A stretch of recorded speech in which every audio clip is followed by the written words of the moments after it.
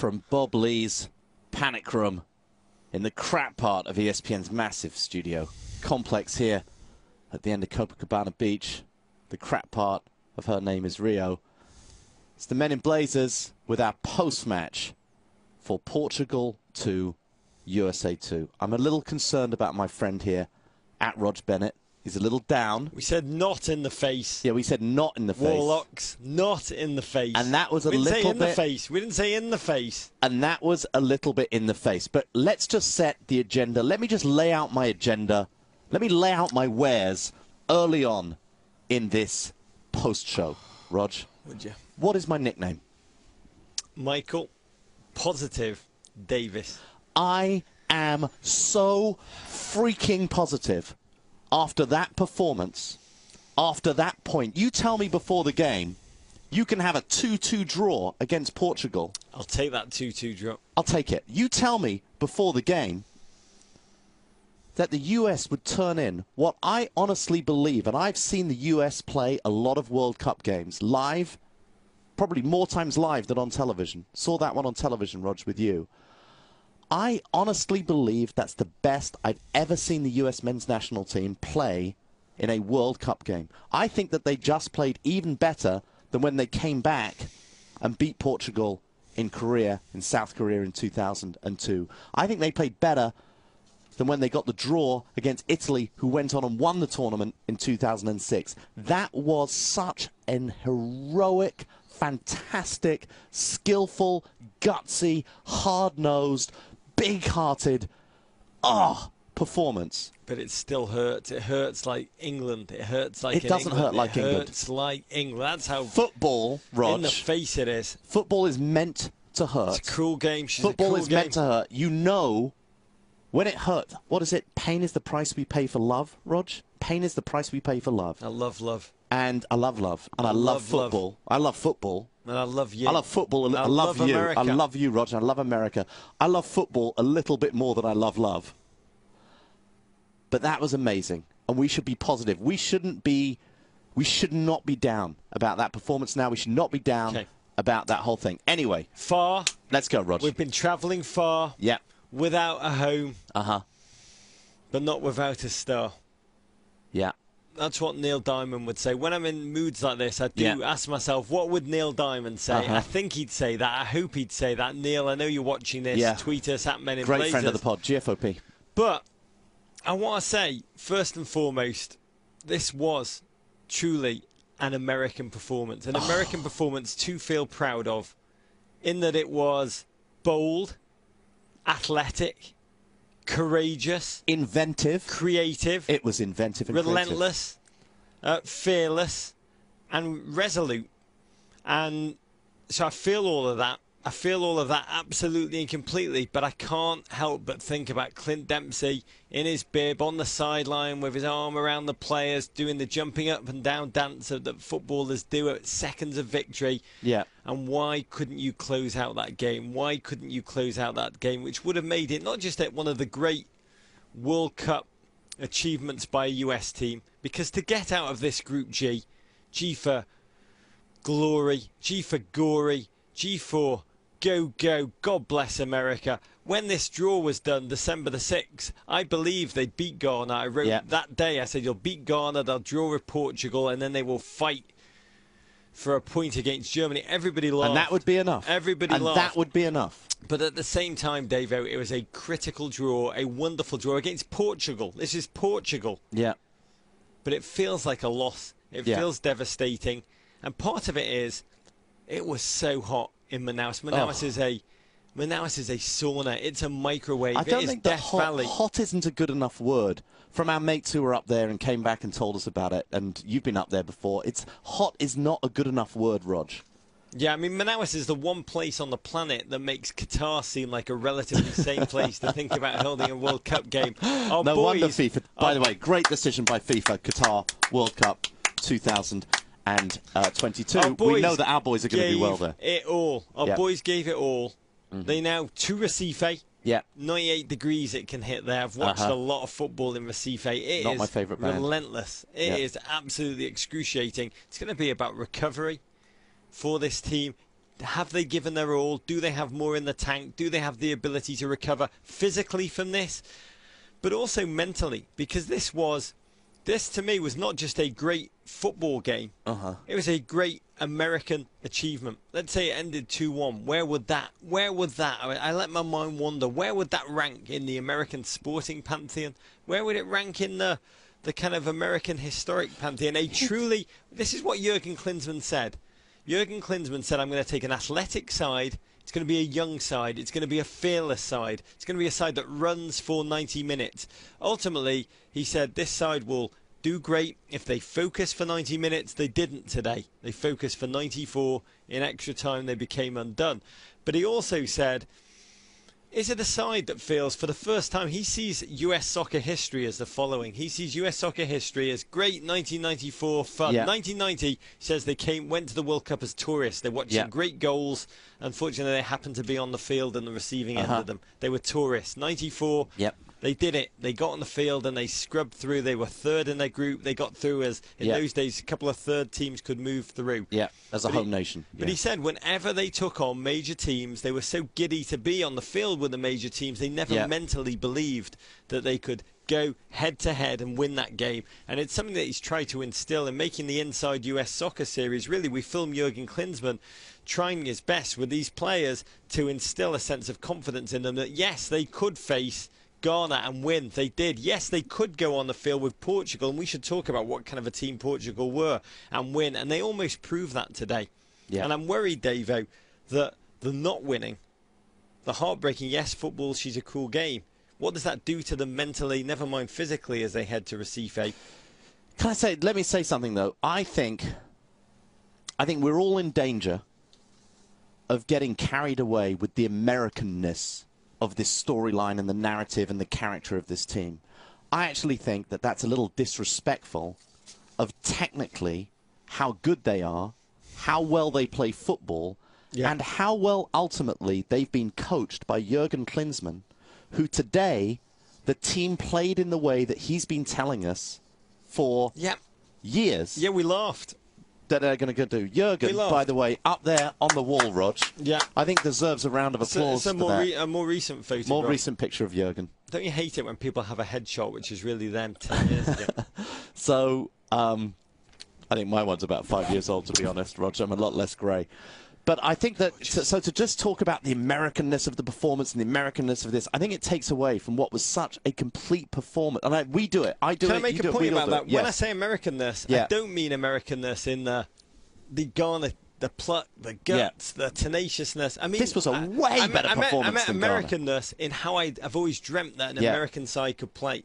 It's like the vision that Jurgen's had of a team that would run. They bombed down those flanks. Fabian Johnson bombed down those flanks relentlessly. De Jedlin, when he came on, bombed down those flanks relentlessly. They went at Portugal, and Portugal have, I think, 5 Champions League players on that team. This is not, I mean, the team did not calibrate well.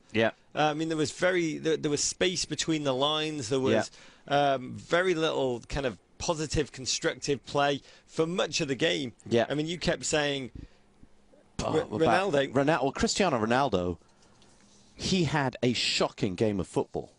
He couldn't get on the ball. When he did get on the ball, I thought he was defended very well by the US midfield, and particularly the US fullbacks had a terrific game today. You know, Beasley, Johnson, fantastic game. The starters, I know Johnson came off, but just played great. But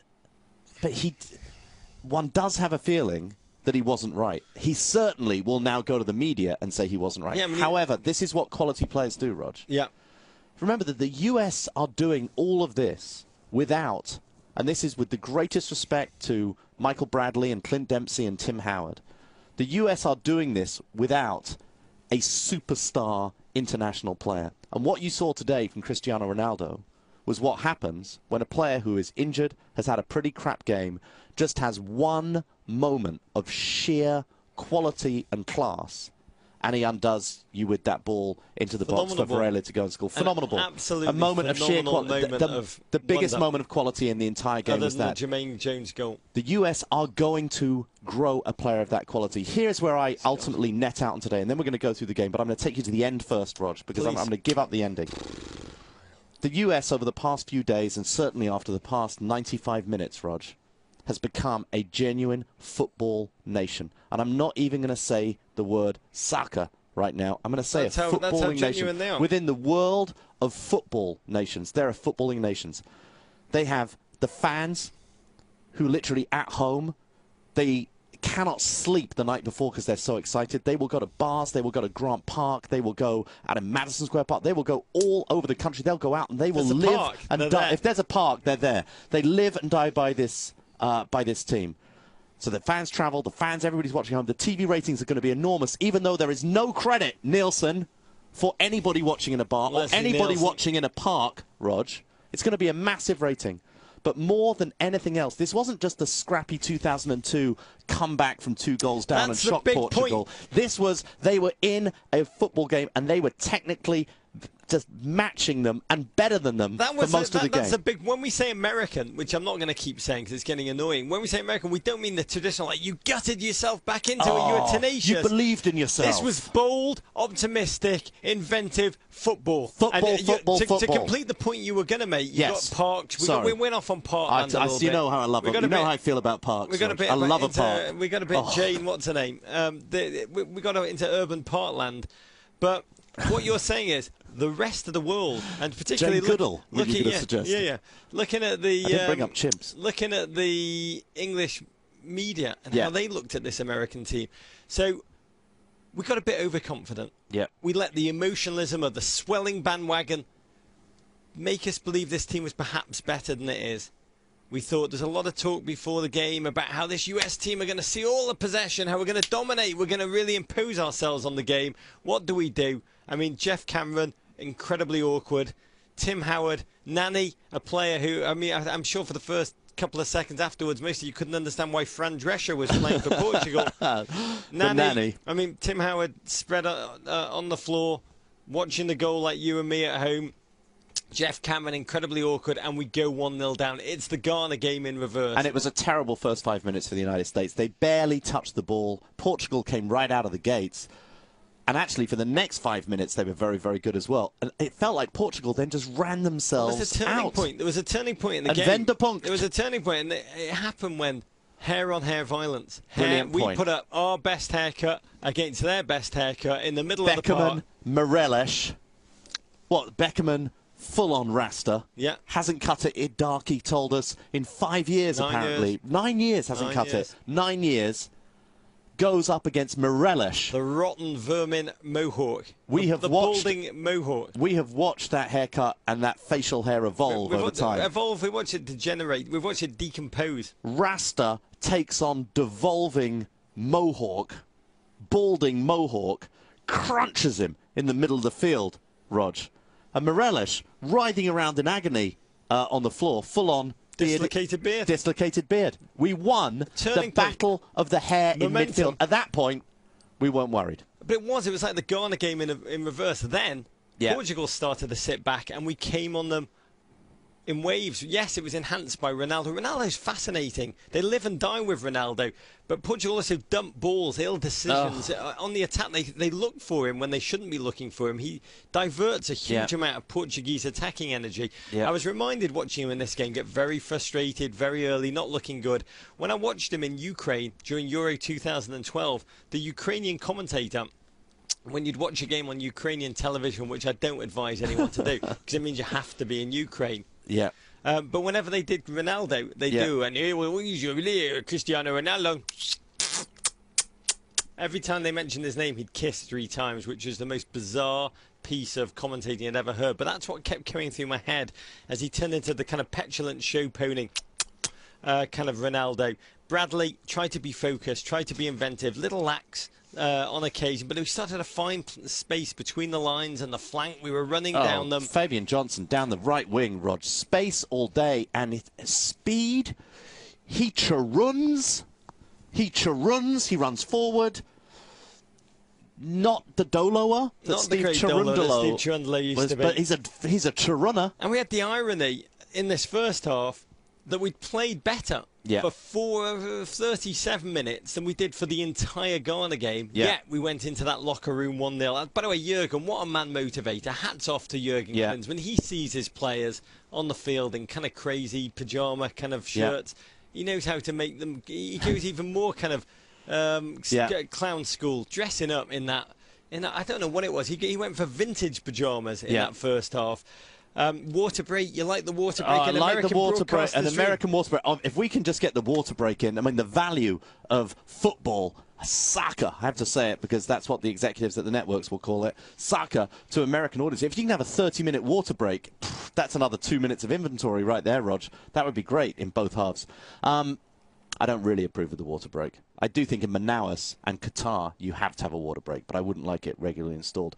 But, you know, great shots. There was the Dempsey free kick. There was the move from Fabian Johnson down the right with the shot. There was his great shot that almost went in and the right-hand post. Tim Howard double save. Double save where he went to punch it and it just palmed it. The fluff punch US soccer. I love US soccer, Rog. US soccer's tweets. They immediately tweet that the double amazing save that he palmed it onto the post. I love the fact. It was the fluff save. The second save was amazing. Amazing. The first save, actually, Tim Howard has more bounce back ability, a quality that we love. He did it in the second half too. He didn't get the ball and he immediately makes a second great save. He has bounce back ability. And then we made a big tactical change at half-time. We asked Men in Blazers, listeners who own hats like these, to turn it round from courage, with which we started the first half, at the second 45. Goes to dominate. We went dominate. Yeah. And did we ever? It had By the way, I'm not saying warlocks. The cuts in the crowd, the number of scarves we saw out there, the not-in-the-face scarves, many of them upside down, which was fantastic. It was just perfect. I didn't see the hats, Rog, but it might have been a little warm in Manaus. We did tell the hat owners to not wear them. A lot of patches in the crowd, a lot of Men in Blazers patches. If any of you, by the way, have screenshots of the crowd and you could just circle around the not-in-the-face, dominate, war pig, all that kind of stuff. Not about us. Great. But okay. then Bradley, I'd like to see them. That miss, Dave. Let's talk second half. That miss. Well, Postiga goes off, Rog. Adair comes on, and the miss in the second half. I mean, Bradley. Dare to Josie. He would make that. I wouldn't even say 9 times out of 10. I would dare say 49 times out of 50. That would be a goal. And also, if you'd want it to fall at the feet of any US player, if you would want that ball to fall at the feet of any US player, I would want it to be Michael Bradley. I'd probably want Dempsey ahead of Bradley, but still, he's top 2. Top 1 for me. Yeah. Michael Bradley. And I don't think it was a good block. I don't think it was a good block. It was hit absolutely. He kind of hit it the one place where the defender on the line I could think make the I think just like Rooney's shot right into the keeper the other day, that has to go down as a miss. But he would only have done it 1 time out of 50, I really believe. Who bailed him out? Well, he was bailed out by Jermaine Jones. I mean, what a strike. And when we saw the amazing goal he scored in the warm-up games, Rog, that left-footed half volley. And this was a thunder strike. I mean, the speed with which that travelled, it started from outside the post. That fantastic camera work by HBS there. It just curled in from outside the post, straight into the side netting, Rog. The side netting from both sides, both outside the goal and inside the goal, having an amazing World Cup. It's almost the World Cup of side netting. Copas. And it was a Copas golazo. Is that... What I turned to Roger and said after that goal is that the best US goal we've ever seen at the World Cup? I mean, for me, it was quality-wise, up there with Ernie Stewart against Colombia. I love that move. I adored that move. I'm sure a lot of our listeners and watchers and voyeurs and GFOPs would say Landon's goal against Algeria just because of the pure emotionalism. Yeah, the emotion, but I'm talking about just sheer quality. Technically, from a quality perspective. And we love an equaliser, Rog. I mean, from a quality perspective, I didn't watch the 1930 World Cup. Yeah. They played with that ball that was like a brick. Yeah. So I'd be amazed. For me, it was, in the moment, cometh the man, cometh the gentleman, particularly for this guy, Jermaine Jones, who has been absolutely vilified since Jurgen took the coaching job. Yeah. He has been a subject of open scorn and derision among many of us in the media. Many in the US media. What Not does us. he do? What does he bring to the field? He's a yellow-red card in waiting. He's a Klinsmann favourite. We don't understand what he does. Klinsmann would relentlessly talk about what a great game Jermaine Jones had. Everyone in the media would be like, "Ooh, we didn't see a thing that he did." Yeah. And Klinsmann has stood by him. And tonight, to some degree, I'd say it was a vindication for Jurgen again. I mean, it was Fabian. I would say that all of the former pros, but can we just talk about the former pros who we watched the games with, all the guys who are working on ESPN? Jermaine Jones has really stood out for them in both games. I mean, he looks like a real footballer. I mean, a real baller, Rog.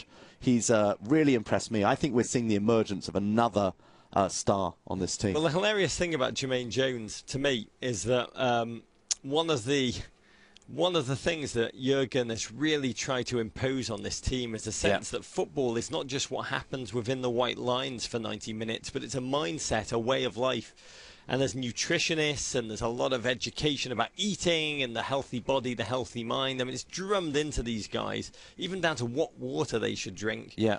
And I remember going to the Bosnia game in Sarajevo, and we all arrived, the players all flying from all over Europe. It was about 5 o'clock in the morning. Munich airport, we all arrived because there's one flight from there to Sarajevo. I love that airport. And there I am in the departure gate with all the US players who start to come in from all points. They're all meeting. 5 o'clock in the morning, Jermaine Jones walks in with the biggest bag of toffees I've ever seen. Toffee is like an English kind of slightly chewy toffee with a little hazelnut in the middle. Yeah. And he's just gobbing these round, offering them to everyone. No one, I mean, I'm sure a lot of them did love toffees, just not at 5 o'clock in the morning for breakfast. And I watched him, before we got on the plane, devour a whole bag of toffees before 6 a.m. And that is Jermaine Jones. He goes to his own drum. He knows what he can do. He knows what he brings. And that was a massive, massive, massive goal. I mean, I'll say this is the World Cup of CONCACAF. That goal was CONCACAF Thunder. A lot of you have said Michael Bradley may not have got the memo that this is a World Cup of ball men. Yeah. But we have to say, World Cup of side netting. World Cup of MLS to some degree. This was a very MLS-propelled performance. Andre de Yedlin, why is he in the squad? He's another one for the future. I thought his shift out of position, the pure athlete that Jurgen wants, that pure speed, terrific. Fabian, terrific. And when it was needed, who stepped up? It was Clint Dempsey. Yeah. I mean, getting in there to me. Yeah, 81st minute. I like Bruce Willis in Moonlighting. I've not liked him ever again. But Bruce Willis in Moonlighting, Molly Ringwald, Mitch Gaylord, Sam Cassell. I have a lot of great Americans who I adore. And to me, that goal, crotched in. He crotched it in. I mean, we don't see enough goals scored in the pelvic area, Rog, but that was an amazing goal. But can we just say, before that 81st minute go-ahead goal, we were entirely happy with a draw, Rog. We were entirely happy with a point. Portugal came on to the US after the equaliser from Jermaine Jones. We were just remember, cast your mind back, we were all entirely happy to have got out of that game with a point, so remember that. However, Dempsey, you sort of feel he's a guy like, no, I don't want a point. I want 3. I want 3 points. I want to get out there, and I'm going to use my crotch, and I'm going to score. Fantastic work from Yedlin. Gets to the byline, and the goal results from that. Absolutely fantastic work, Roger. Really amazing, amazing. A bit of a crap goal, but I love a crap goal, and it goes in. And the US are now 2-1 up, and they feel. Now what happens is suddenly everybody's very anxious to get us into this room, because as you can tell from this room, it takes an enormous amount of pre-production and preparation to get this show technically set up and ready. So 83rd minute, we basically have, oh, here it is. Wait a minute, Gabby, this is Gabby. This is our new segment called Gabby Brings Us Water. No water today. Why? Thank you. We've been What back. do you mean? It was 2-2, so no water for us. I understand. No water. I understand how things work. Okay, quickly, Gabby. Were you watching that? Were you watching the? This is Gabby Ventura. She is Brazilian. She speaks perfect English. If you didn't watch yesterday, she is the talent wrangler here at ESPN. She has to get Ruud van Nistelrooy and Michael Ballack and Roberto Martinez and Alexi. She has to take them everywhere they need to be. She does it with charm, panache, excellence.